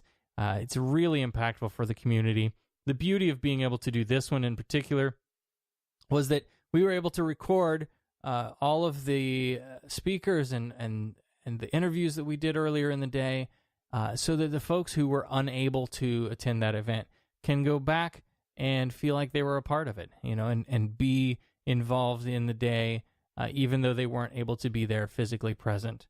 So that's what you're allowing us to do by becoming a patron at patreon.com/SarahTalk. Go to SarahTalk.com for everything related to the show. Tune in Monday mornings at 8 a.m. Eastern, live on Facebook. Follow the SarahTalk page to get live notifications and be part of the show. As always, thanks for tuning in. You've been listening to SarahTalk. SarahTalk is made possible by listener support. Visit patreon.com/SarahTalk to become a patron and help keep this program going. Contact Sarah and Company by email at producer@sarahtalk.com or call 224-40-SARAH. That's 224-407-2724. And follow us on social media, facebook.com/SarahTalkRadio and on Twitter @SarahTalkRadio. SarahTalk is a production of Sarah Austin Media.